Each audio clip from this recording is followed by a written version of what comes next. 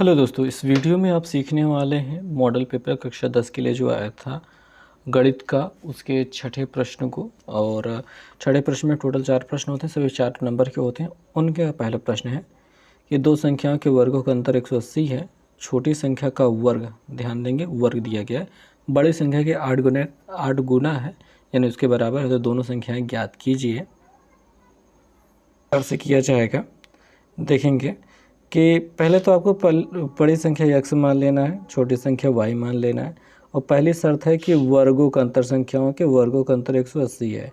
तो बड़ी संख्या जो है उसका x है तो घाते 2 हो गया, छोटी संख्या y उसकी घाते 2, बीच में माइनस लगा दिया, यानी अंतर हो गया, वर्गों का अंतर हो गया और बराबर 180 कर दिया। एक समीकरण बन गया। इसको ज़्यादा लंबा हल करने की कोई ज़रूरत नहीं। दूसरी शर्त देखते हैं कि छोटी संख्या का वर्ग बड़ी संख्या के 8 गुने के बराबर है। तो छोटी संख्या जो आई थी उसकी घाते 2 लगा दिया और बड़ी संख्या जो है x है उसके साथ 8 से गुणा कर दिया, तो बराबर हो गया।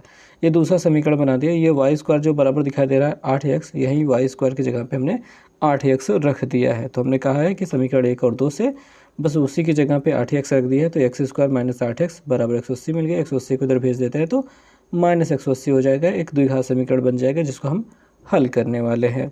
हल करने के लिए ये देखिए, जो 180 है इसी को हम गुणनखंड करेंगे। 180 का गुणनखंड करने के बाद हमको पता चलता है कि ये 10 से कट रहा है 18 मिल जाएगा, 9 से कट रहा है 2 मिल जाएगा, 2 से कट रहा है 1 मिल जाएगा। तो 9 दूनी 18 होता है और यहाँ पे 10 होता है।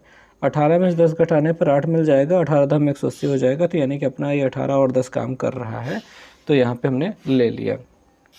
तो माइनस आगे रखना ज़रूरी है, तो -18x लिख लिया, प्लस 10x कर लिया है और माइनस 180 है, जैसा वैसे पड़ा रहने देते हैं।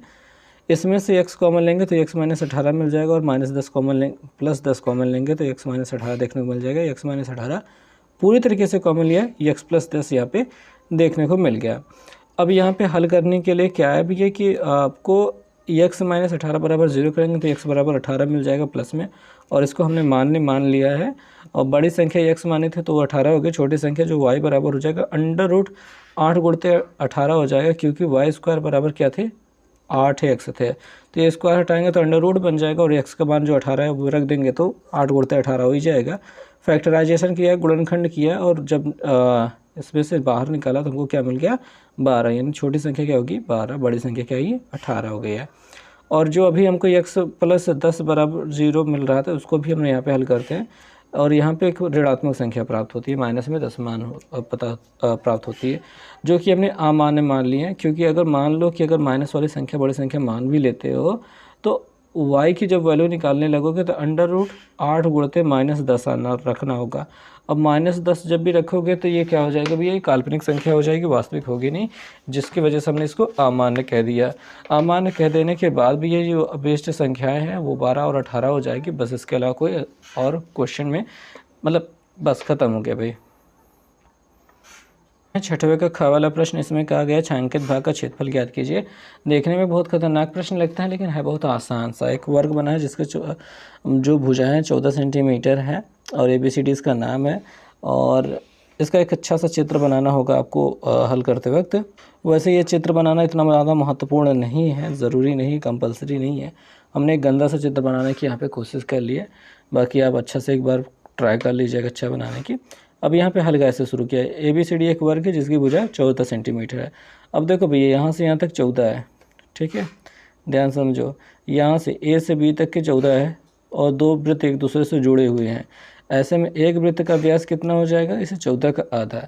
तो यहाँ पे हमने लिखा है चूँकि वर्ग की भुजा 14 सेंटीमीटर है तथा चित्र के अनुसार दो वृत्त वर्ग की भुजा के अनुदिश जुड़े हैं, तब एक वृत्त का जो व्यास होगा वो 14 का आधा, इस पूरे 14 का आधा 7 सेंटीमीटर होगा। हालांकि हमने त्रिज्या निकाली है 7/2, इसी 7 का आधा 7/2 त्रिज्या हो गई, ठीक है। व्यास मिला 7 सेंटीमीटर, उसका आधा कर दिया, त्रिज्या हो गई 7/2 सेंटीमीटर। अब छायांकित भाग का क्षेत्रफल निकालने के लिए सूत्र लगाना शुरू कर दिया। बहुत सिंपल सा है, वर्ग के क्षेत्रफल में वृत्तों के क्षेत्रफल को घटा दीजिए, बस हो जाएगा छायांकित भाग का क्षेत्रफल।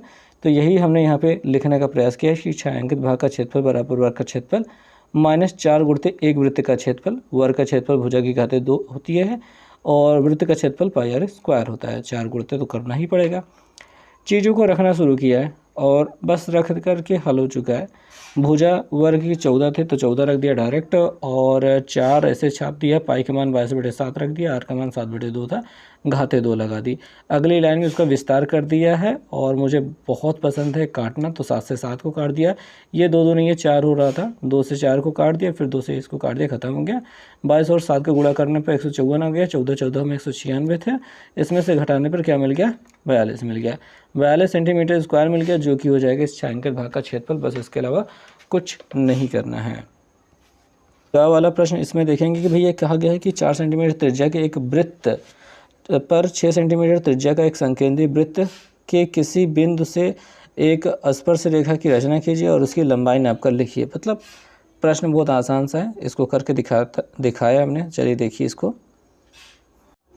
तो इस प्रश्न की शुरुआत करते हैं हल करने के लिए। सबसे पहले बात, एक बिंदु लेंगे जो केंद्र के रूप में कार्य करेगा, और 4 सेंटीमीटर 6 सेंटीमीटर पर बिंदु लगा लेंगे, जो कि हमारी त्रिज्याएँ दी गई हैं। उसके बाद गोले की वृत्त की जो है रचना करने के लिए केंद्र पर हमने गोला प्रकार रख करके पेंसिल की सहायता से घुमा करके दोनों प्रकार के वृत्त हमने बना लिया है। उसके बाद और जो बाहर बड़ा वाला वृत्त है उस पर एक बिंदु लेना है और उसको केंद्र से मिला देना है। मिलाने के बाद ये जो हमको प्राप्त होगा, केंद्र को करेंगे, बाजू को पी से दिखा देंगे, और यहाँ पे इस रेखा पी ओ का हम क्या करेंगे, लंबवर्धक खींचेंगे। लंबवर्धक खींचना बहुत ही आसान काम होता है, दोनों ओर से खींच दिया और इसको मिला दिया। मिलाने के बाद ये जिस बिंदु पर मिलता है उसका नाम एम होता है, लेकिन हमको एम पर रखना है सुई और पी पे रखना है पेंसिल, और एक और वृत्त की रचना करनी है। ये वृत्त अंतः वृत्त को 2 बिंदुओं में विभाजित करता है। पी से उन बिंदुओं को मिला देना है। मिलाने के बाद जो प्राप्त होगा यही दोनों ही स्पर्श रेखाएं होंगी। हम इन स्पर्श बिंदुओं को ए और बी से दिखा देंगे, और पी ए और पी बी की लंबाइयाँ नापेंगे। भैया ध्यान से देखेंगे, पी ए और पी बी की लंबाइयाँ नाप लेंगे। यहाँ पे हमें मिला है लगभग 4.6 के करीब, तो वही लिख देंगे, पी ए बराबर पी बी बराबर 4.6 सेंटीमीटर लिख दिया। यही उत्तर हो गया। छठवें घ वाले प्रश्न में पहुंच चुके हैं। प्रश्न में क्या गया है कि एक स्कूल में कक्षा 10 के, यहाँ पे x मतलब 10 के 51 लड़कियों की ऊंचाई यहाँ पे आपको दिया गया है, और इसका हमको क्या करना है, माध्यक ऊंचाई ज्ञात करना है, यानी कुल मिला के मध्यिका या फिर माध्यक ज्ञात करना है। यहाँ पे से कम प्रकार वाला दिया गया है, और यहाँ पे ये जो बारंबारता दी गई, संचयी बारंबारता दी गई, पहले इसको प्रॉपर रूप में कन्वर्ट करना होगा, उसके बाद इसको सॉल्व के लिए प्रयोग किया जाएगा। यहाँ पे इसको हल किया है, मतलब पूरा मैं आपको समझाना चाहूँगा कि भैया यहाँ पे देखेंगे कि ऊंचाई है 140 से कम, 145 से कम, 150 से कम, 155 से कम, ये सारी चीज़ें वहाँ पे दी गई थी। अब 140 से कम, यहाँ पे देखिए डिफरेंस कितना है, 5 का है। 140 से कम यानी 140 सेंटीमीटर से कम जो भी बच्चे हैं उनकी संख्या कितनी है, 4 है। तो हमने 135 से 140 ले लिया, क्योंकि सब जगह अंतर 5 का था, इसी वजह से हमने यहाँ पे 5 ही घटाया है। 140 में से 5 घटाया। 135 कहाँ से लाया, अपने से लाया जाता है ये, ठीक है।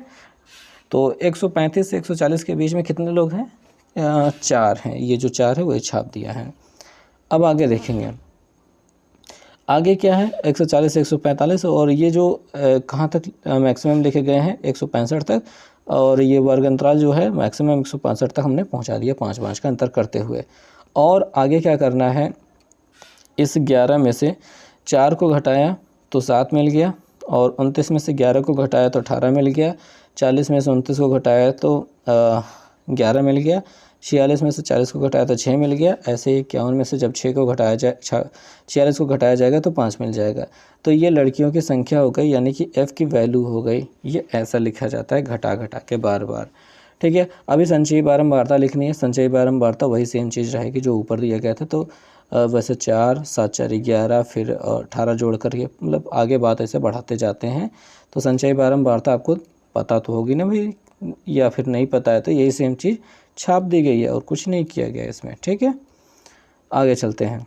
अब यहाँ पे हमको क्या याद करना है, इसका माध्यक। माध्यक का सूत्र क्या होता है, माध्यक का सूत्र आपको पता होना चाहिए कि L + n/2 - CF/F × H होता है। यहाँ पे सबसे पहले हम n/2 ज्ञात करते हैं। अब यहाँ देखने को जो मिलते हैं, यहाँ पे जो सबसे अधिकतम, जो सबसे ज़्यादा वैल्यू दिखाई दे रही है वो है 51, वही 51 n की वैल्यू होती है। फिर हमको फाइंड करना होता है n/2, तो n/2 मतलब इसी 51 का आधा, यानी कि 25.5 मिल गया है। इसी 25.5 से आगे प्रक्रिया बढ़ती है। आपको 25.5 को खोजना होता है कि किस संचयी बारंबारता के अंतर्गत 25.5 होगा। देखिए 4 तक की संख्या इसमें है, 11 तक की इसमें है और 11 से लेकर के 12, 13, 14 तक 29 तक इसमें है, तो 25 भी इसी के अंदर घुसा होगा। ठीक है, इसी के अंदर होगा। तो इसके सामने वाला जो होता है वो F होता है, इस 29 के ऊपर वाला हिस्सा जो होता है वो CF होता है। ये वाला हिस्सा इसको माध्यक वर्ग कहते हैं। इसकी जो निम्न सीमा होती है उसको L से दिखाते हैं। बाकी इनका डिफरेंस जो 5 है वो तो H से दिखाया ही जाता है। तो ये सारी चीज़ें होती हैं, इन्हीं सारी चीज़ों को यहाँ पे लिखा है हमने। पहले तो माध्यक वर्ग लिख लिया, फिर उसके निम्न सीमा लिख लिया, H लिख लिया, F लिख लिया, CF लिख लिया। सभी चीज़ें लिख लेने के बाद सीधे सीधे उठा के इसमें रख देना है। रखने के बाद बस हल कर देना है। तो L की जगह पे 145 था, लिख लिया। n/2 के मान जो 25.5 डायरेक्ट मिला था वही रखेंगे, बटे 2 लिखने की ज़रूरत नहीं है। CF का मान 11 मिला था, F का मान 18 मिला था वो लिख दिया है, और H का मान कितना है 5 वो लिख दिया। पहले इसमें से घटा लिया, 25.5 में से 11 को घटाने पर 14.5 मिलता है। 5 से गुणा कर दिया पहले तो, और फिर वो डायरेक्टली 18 से भाग भी कर दिया, तो डायरेक्ट ये 4.02 मिल गया है, जिसको जोड़ने पर 149.02 मिल जाता है। ये हो गया आपका माध्यक। मतलब काम थोड़ा जल्दी जल्दी में बताएं, लेकिन काम ऐसे ही किया जाता है।